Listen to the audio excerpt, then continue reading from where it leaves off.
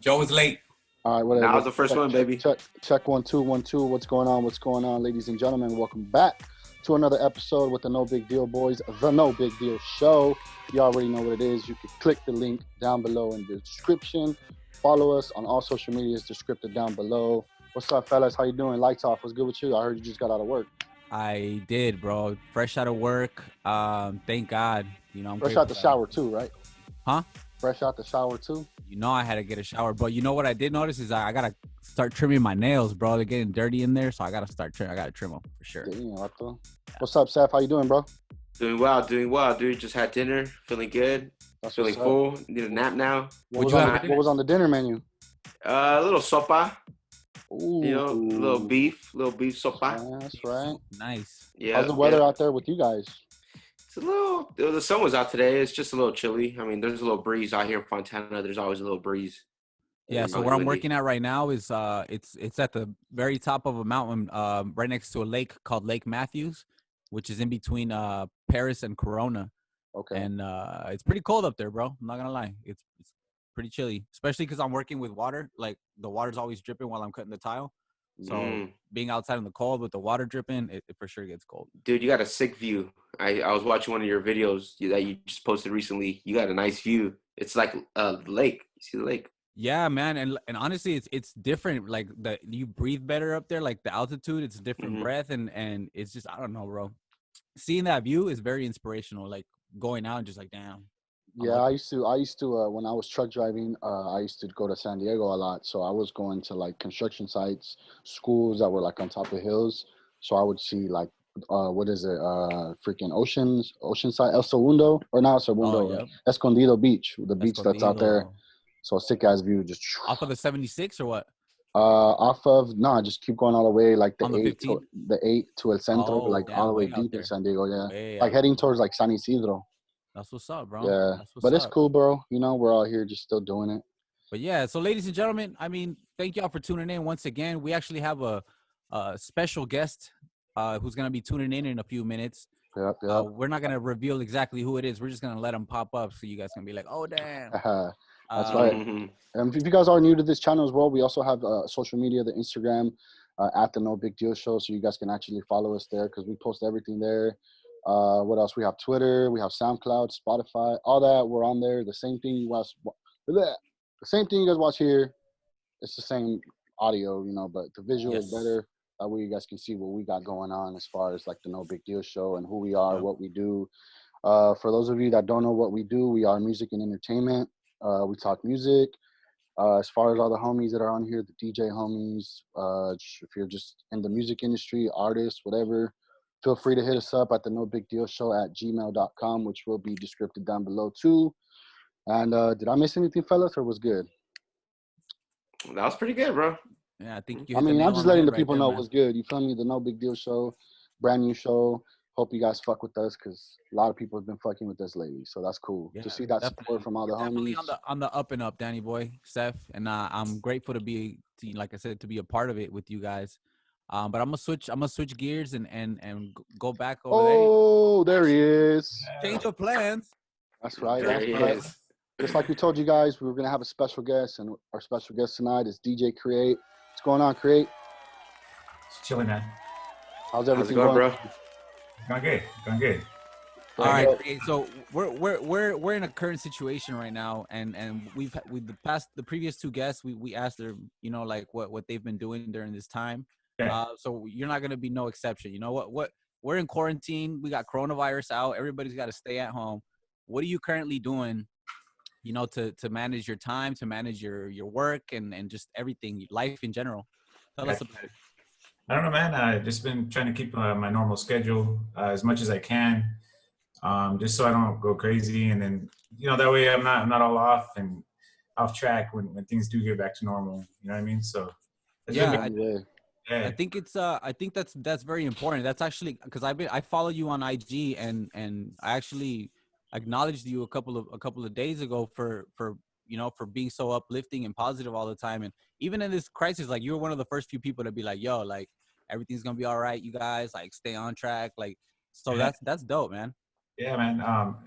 Honestly, I kind of feel like this is like a kind of a good thing that's going on because it's just, everybody's on the same page. We're all human, and it's kind of crazy just seeing all the big name DJs doing a mix in their living room. You know what I mean? Right. Like everyone's just brought back down to the same level, and I think it's just humbling. It's real cool what's going on.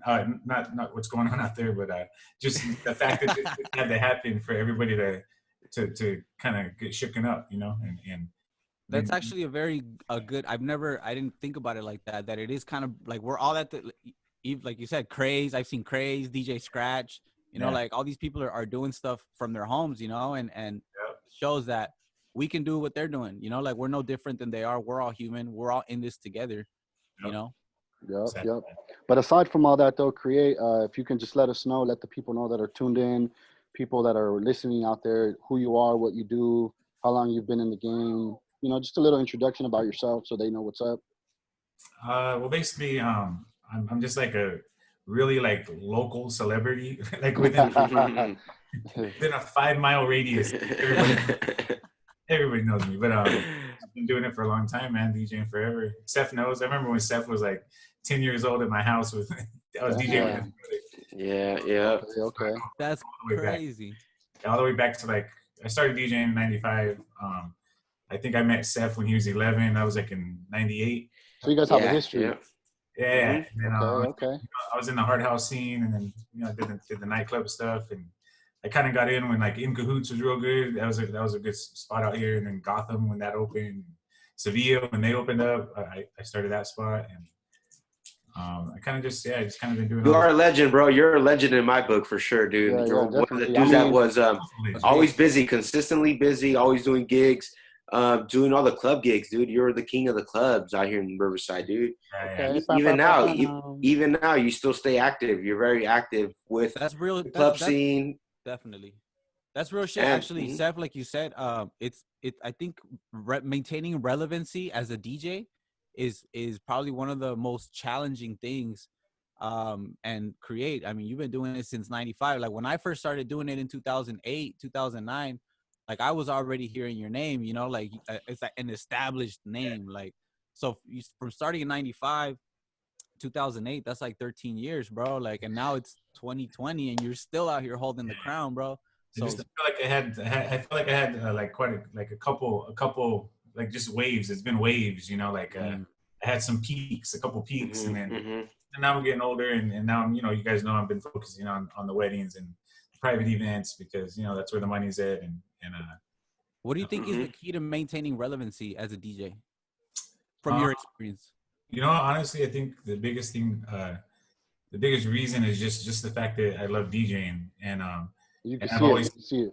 Yeah, I've always taken it real serious. The skill wise, like I'm not, the best, cutter. I'm not the best beat juggler or whatever, but I just, I know I'm good. I know music, and I know I can hold down, any crowd that I'm in front of. But Coachella, my boy, king of Coachella, bro. Mr. Coachella himself, man. Woo, that's crazy. I mean, that was huge. I myself too, going back how these guys are talking about that you've been in the game. I mean, I've only been in the game going on my third year. I mean, I started DJing at the radio station. I mean, I came from a 9 to 5 to just fully committing to actually DJing. So like being able to still hear your name, like as I'm coming up, like I hear your name all the time. And like when I heard you do a gig in LA, I was like, what? All right, cool. Like, still kind of keeping busy, here and there. I soak up the game. I'm always in there in the morning when you're in the morning show doing your thing. I was gonna say for you, Danny, man, that's kind of good that you're in a really good spot. Just the fact that you're surrounded by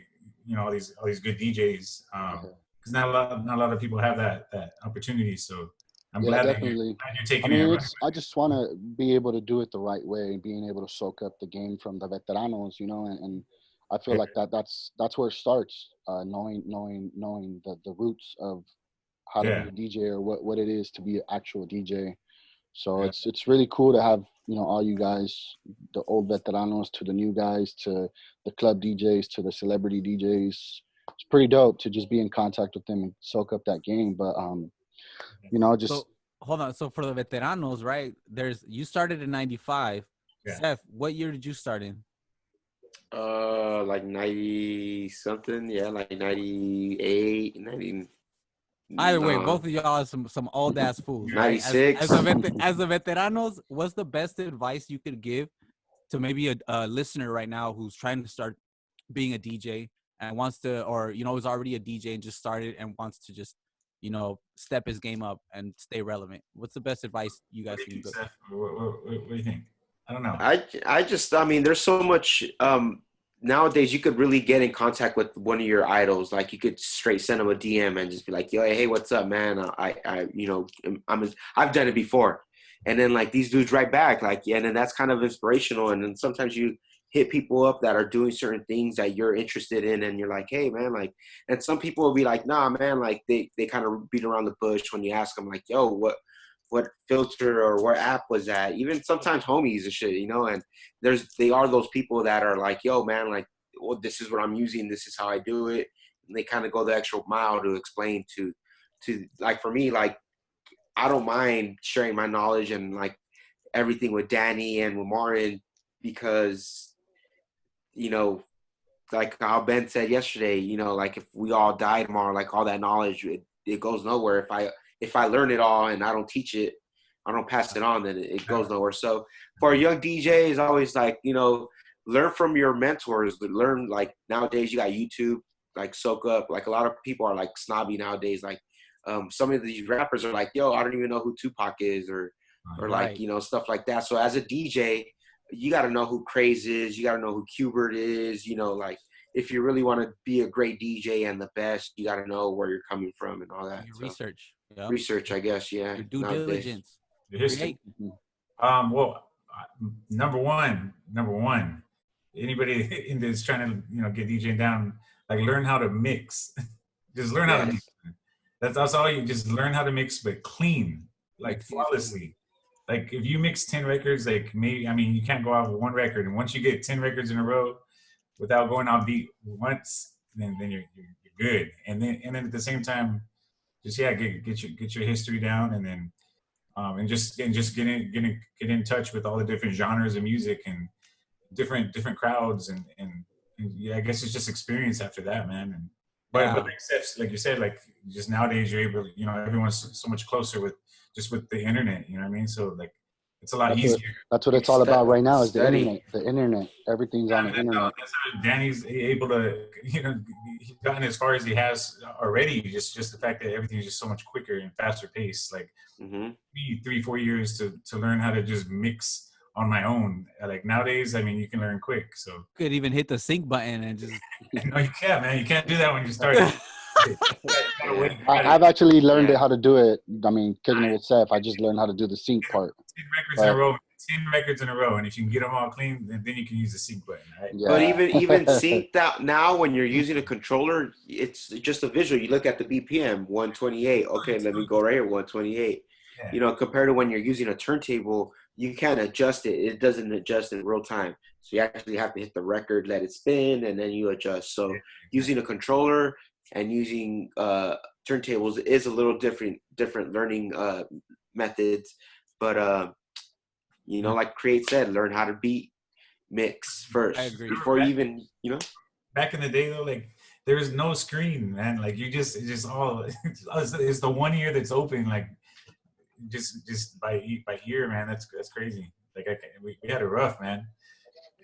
What's your opinion? All right, so you say you gotta have that one ear open. The one ear is what you're mixing in. Oh yeah. The other ears to what you're putting out. What's your take on DJing without a monitor? Like especially club or bar? That's the one thing, man. I can't. He doesn't tolerate it. He doesn't. He has to have it. There's no way. Like I won't. I can't do it. Like, there's no way. I just did a set at 2 weeks ago at Caliente. And the bass was knocking, the highs were knocking, but there was no monitor, bro. Like they put us in the back. All I'm hearing is a woo, woo, woo, woo, woo. Like. Seth, remember that Taco Fest or Salsa Festival with the station? It was like, what was it, last year? And something was wrong with the monitors or whatever. Yeah. The DJs basically had no monitoring, and so we had to figure it out. It was pretty bad. The worst feeling ever. So like. You need a monitor, man. Like, sure. I remember, man, going to the clubs back in the day, I used to carry around my like an 8-inch monitor with me just in case like they didn't have one. Even now when you for your private events and everything that with that I see the pictures and I've been with you. There's always like a little 8-inch QSE right there in the little corner, just like all day. Yeah. You can be close to like the mains, but it's just constant. It's not directed to your ear. Like you're kind of, relying on people walking by for it to bounce off them and hit your ear, right? You know what I mean? Like what I've learned is also you save your speakers more that way, bro, because you're not peaking your outside speakers trying to compensate for you trying to listen for the sound. So you're not stressing those speakers out and everything's at a cool level, because like you really don't have to bump it on the dance floor for that shit to be loud. Exactly. But normally we bump it loud so we could hear it if we're behind the speakers. Speakers are so cheap nowadays too. It's like there's no excuse. Like even if it's a 6-inch monitor, I mean like a small speaker, like something. It works. Yeah. What's the best brand? What's the best brand for speakers? We got JBL, we got QSC, we got Mackie, RCF. What do you guys think? I'm all QSC. Just because they're local. They're in where they at? Like Cerritos, I think. Oh, really? Yeah. So they're great customer service. Shout out QSC. Yep. Yeah, like all their speakers work. That's all we have. We've used them for years, and if something goes wrong with them, we'll take it in, and usually it's covered by warranty, and they'll just fix it like in a week. So when you say that's with Crowd Control, correct? Yeah, with Crowd Control. So I have Crowd Control Entertainment with DJ Aaron C. And that's what we do, all the weddings and corporate events and stuff under. Shout out Aaron C. Shout out Crowd Control as well. We're going to link that down below. Well, Cre-8, thank you so much for joining us. This is the No Big Deal Show. We appreciate you. I appreciate you myself. Much love, bro. You already know, man. I fuck with you heavy. DJ Seth, lights off. Any last words? Yeah, man. Go ahead, Seth. Just be safe, bro. Be safe out there. I know you're still recording from home for the station, doing that. I know we have some events coming up, so hopefully those come through. This coronavirus stuff is hopefully over pretty soon, so we could all get back to life, really. Yeah. But yeah, bro, stay safe. We'll be in contact, and we'll maybe check in with you in the near future, bro. Well, signing off here too. Thank you guys for having me. Martin, Seth, man, Danny Boy. Keep it up. To everyone else out there listening, man, just do your best, like in this downtime, to like improve your skills, of course, but well-rounded, like work out, like eat better, like start planning like to save some money next time, like save more. I mean, we're all DJs, we're on our own, and a lot of times nobody thinks about stacking up that money, but it matters. All that matters. Yeah, just keep all that matters. On, well, there you have it, ladies and gentlemen. The No Big Deal Show with DJ Cre-8, special guest, Lights Off, DJ Seth, Danny Boy. We're out.